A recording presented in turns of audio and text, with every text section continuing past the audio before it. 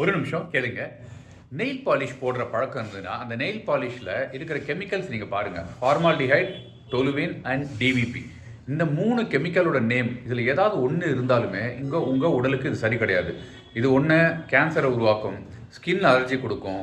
அதே மாரி நகங்கள பிச்சு எடுத்துரும். அந்த பழக்கம் இருக்கு. சில பேருக்கு பிரெக்னன்சி ரிலேட்டட் இஷ்யூஸும் இதனால வருது அப்படின்றாங்க. ஓகே. இது வந்து போட்ட உடனே நீங்க சாப்பிட்றப்ப தான் ஆகுமா? இடது கையில தான் போடுறேன் அப்படின்னீங்கன்னா, நகக்கண் இருக்கு இல்லையாங்க, அது அந்த இந்த 2 பகுதி இது வழியா போட்ட 1, 2 மணி நேரத்துக்குள்ளேயே உங்க ரத்தத்தில் அது போய் கலக்க ஆரம்பிச்சிடும் அப்படிங்கிறத ஸ்கின் டாக்டர்ஸ் நிறைய சொல்றாங்க. சரி, நான் வந்து நெயில் பாலிஷ் பழக்கம் உண்டுங்க. ஆனால் எதை போடுறதுன்னா 3 ஃப்ரீ, 6 ஃப்ரீ, 10 ஃப்ரீ, 9 ஃப்ரீ இந்த மாதிரி நெயில் பாலிஷ் இருக்குது. வாட்டர் பேஸ்ட் நெயில் பாலிஷ் இருக்குது. Coconut oil based nail polish இருக்குது. இதெல்லாம் நல்லாவும் இருக்கும். நீங்கள் அதை பார்த்துட்டு இந்த 3 கெமிக்கலும் இல்லையாங்கிறதையும் செக் பண்ணிவிட்டு வாங்கிட்டு நீங்கள் அப்ளை பண்ணலாம்.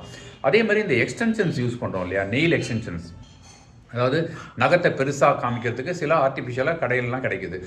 அதையுமே உங்கள் நகத்தில் ஃபிக்ஸ் பண்ணுறதுக்கு அல்ட்ரா வயலட் லேம்ப் யூஸ் பண்ணுறாங்க இல்லையா, அதுவுமே உங்களுக்கு கெடுதல். அது உடலுக்கு நல்லதில்லை. இயற்கையாக இருக்கிற அழகை நம்ம அந்த அழகாக காமிச்சிக்கலாமே. இது செயற்கையான அழகு நம்ம போயிட்டு நம்ம உடல் நலத்தை கெடுத்துக்கிட்டு நமக்கு வியாதிகளையும் உருவாக்கிக்கிறோம்.